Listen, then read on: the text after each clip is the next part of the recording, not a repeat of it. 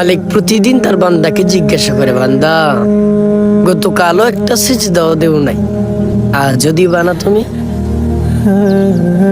এই আসমান, এই জমিন, এই চন্দ্র, এই সূর্য, এত কিছু আমি দিয়েছি বান্দা, তারপরেও তুমি আমার কোনো শুকরিয়া জ্ঞাপন করবা না? বান্দা তোমার কি আখিরাতের কোনো চিন্তা নাই? বলো না বাপ, তুমি কি দেখো না তোমার বাড়ির পাশে একটা মানুষকে একটা হাত দেই নাই, একটা চক্ষু দেই নাই?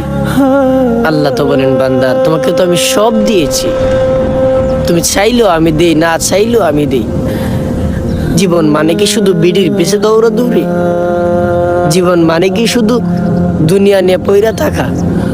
বলো না ভাইয়া, আজ এক ওয়াক্ত যারা নামাজ পড়ো নাই, ফজর ওয়াক্ত যারা নামাজ পড়ো নাই, আল্লাহর লগে কেন এত নারাজি ভাইয়া? আল্লাহর লগে কেন দুশ্মনী হতো? আল্লাহ চাইলেও দেন, না চাইলেও দেন, আল্লাহর লগে নারাজি কেন ভাইয়া? এমন মালিক ছেড়ে দেওয়া ঠিক না রে ভাইয়া, এমন মালিক ছেড়ে দেওয়া ঠিক না।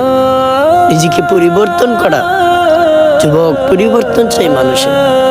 কে কার মাধ্যমে কিভাবে পরিবর্তন হয় এটা আল্লাহই ভালো জানেন। আল্লাহ লগে নারাজ কইরো না রে ভাই। এত কিছু দিয়া সূর্য উঠে দে, আবার দিন শেষে সূর্য ডুবায় ঘুমের একটা পরিবেশ কইরা দে। এত কিছু দেওয়ার পরে মালিকের সাথে কেন নাফরমানি ভাই? আল্লাহ লগে কেন নাফরমানি? দুনিয়ার সব কিছু ঠিক আছে, সবই বুঝো, তাহলে আল্লাহর লগে নারাজি কেন ভাইয়া? সারাদিন একটা সিজদা কপালে জুটে না? তোমার মতো গাদ্দার আর কেউ নাই। মাটির ঘরে থাকলেও ভুর হই, বিল্ডিং এ থাকলেও বুড় হই। মাটির ঘরে থাকলে সমস্যা নাই, কিন্তু কপালে যদি সিজদা না জুটে তাহলে অনেক সমস্যা রে ভাইয়া। নিজেকে পরিবর্তন করাও।